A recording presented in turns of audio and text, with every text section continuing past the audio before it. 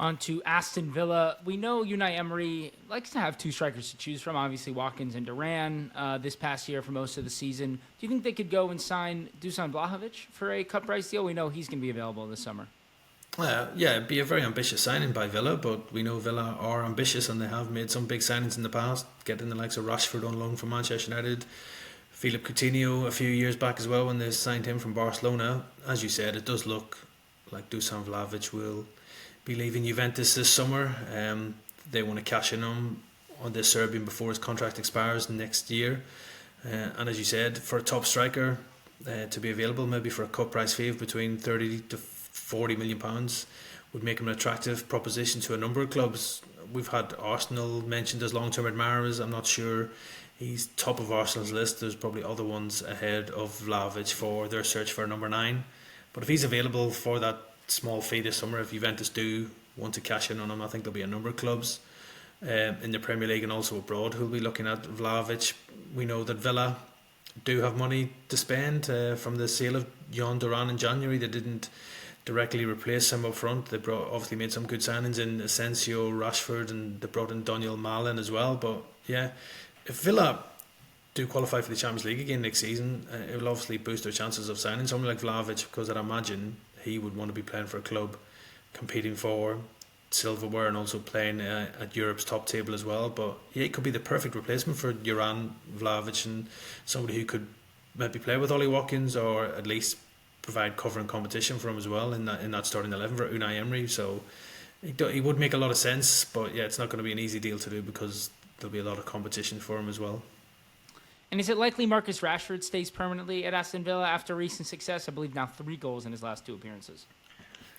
Well, he's not doing his case any harm at all recently, is he, with his form? As you said, his first 3 goals for the club, he grabbed 4 assists, I think, before that as well. So yeah, Unai Emery is getting the tune out of Marcus Rashford, and we know if Marcus Rashford's on his game, he's a top player. He can score goals, provide goals. It just obviously didn't work out for him at Manchester United under Ruben Amorim. I can't see anywhere back for Marcus Rashford at United. Probably the big sticking point over a potential permanent move for Rashford in the summer would be the cost of the deal. Villa have got an option to sign him for around £40 million, and also then it'll be a big wages as well. I think Manchester United might have to help out with that and maybe pay off Marcus Rashford a bit to try and make the deal work for Aston Villa. But the other concerning thing for Villa will be that Rashford regaining his form right now could mean other clubs could come in for him in the summer as well, because he's now back in the England squad as well, which nobody probably saw coming a few months ago when he looked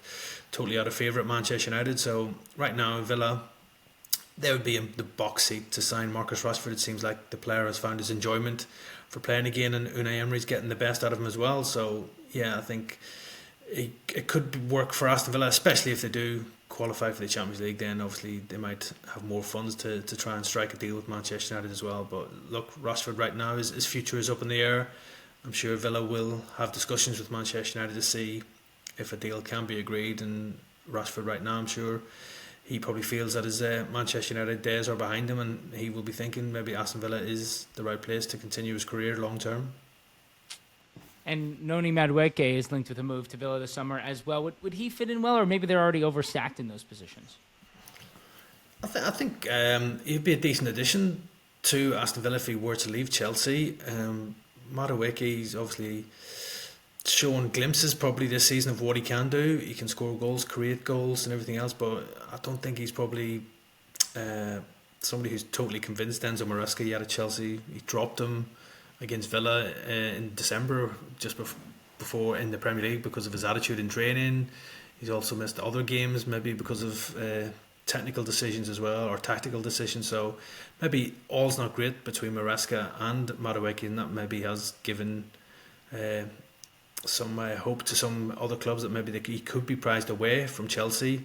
A lot of this will depend on what Chelsea plan to do in the summer window themselves. I think if they're planning to make further signings, and I think a winger probably is a key area of the team that they do want to strengthen in, then they might see Madueke as an asset that they can sell to help balance the books and boost their own transfer funds as well. So yeah, if Madueke wants to become a regular in that England team, he needs to be playing regularly at club level, and right now he's a bit in and out of that Chelsea side. He's obviously strong competition for places in that Chelsea side. You've got the likes of Pedro Neto and him battling out to play on that Chelsea right wing, or left wing, sorry. So it's a difficult one for Madueke as well. So I think if he was to become available, I'm sure Aston Villa won't be the only team who'll be looking at him. I think Spurs have also shown a bit of interest in him as well, and I'm sure there'll be other teams, maybe abroad, who would be interested in the former PSV Eindhoven man. So a lot will, I think, rest on what Chelsea want to do with Madueke. If he remains part of the plans, I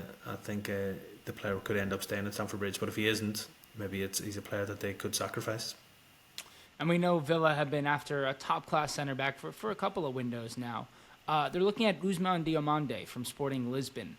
What kind of price tag would he cost this summer? And could they battle some of the top clubs? Because he's been linked with the likes of City and Arsenal in the past.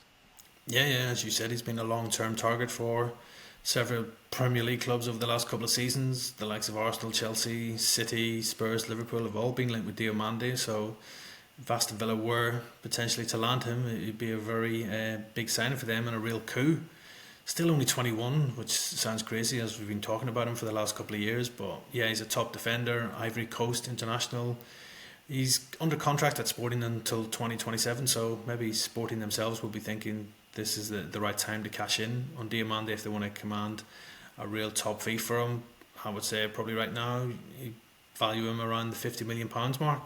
So I think for Aston Villa, we've seen that they are willing to spend big on the right players. They never really replaced Diego Carlos in January. They've brought in Axel Diassi on loan from Chelsea. It remains to be seen if they want to turn that move into a permanent deal. He's predominantly been played at right back when he has played in the side, but again, they might decide to sign Diassi as a centre back option as well. They've also got Pau Torres, Ezri Konsa and Tyrone Mings there as well. But look, if Villa are back in the Champions League next year, Unai Emery will be demanding that money is spent to try and strengthen the squad, because during parts of this season they have been decimated by injuries, especially at centre back.